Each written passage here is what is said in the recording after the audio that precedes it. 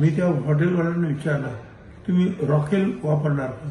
ते म्हणा आम्हाला सगळा सेटअप चेंज करावा लागेल आणि ते रॉकेल रिस्की पण आहे खूप त्या दृष्टीने. आणि काय झालंय की भारत सरकारनं जी एक ऑर्डर काढलेली आहे त्याच्यामध्ये त्यांनी सर्व कंपन्या ज्या आहेत त्या ऑइल कंपन्यांना म्हटलं आहे की तुम्ही जे घरगुती वापराचा जो वायू आहे त्याच्यावरच पूर्ण लक्ष द्या, सोडली त्याच्यावरच फक्त लक्ष द्या, तिथे कुठे कमतरता होणार नाही.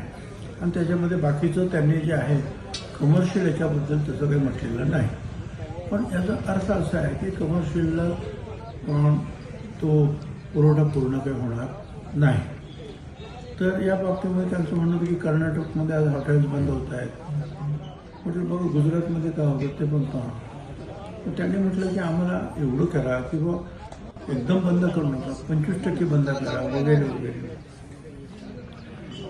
तर म्हटलं ठीक आहे, आता शेवटी मी काय करणार, मी सीएमला सांगतो.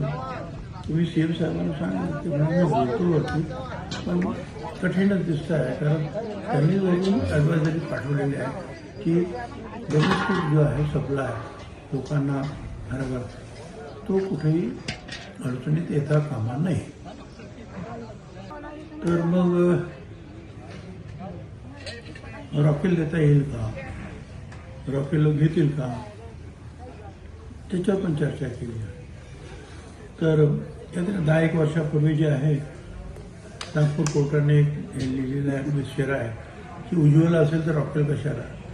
पण सध्या परिस्थितीमध्ये आम्ही त्यांना कळवायचं ठरवलं कोर्टाला की आता आम्ही ह्या परिस्थितीमध्ये आपल्याला दुसरा काही उपाय नाही.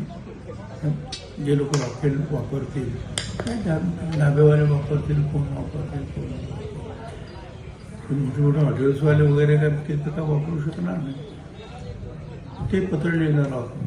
आणि दुसरं म्हणजे मी त्या हॉटेलवाल्यांना विचारलं तुम्ही रॉकेल वापरणार का? ते म्हणा आम्हाला सगळा सेटअप चेंज करावा लागेल आणि ते रॉकेल रिस्की पण आहे खूप त्या दृष्टीने. तर हे असे सगळे प्रश्न झाले तर सीएम म्हणाले बोलतो वरती कसं काय आहे. आणि दुसरा प्रश्न होता कांद्याचा आणि मका.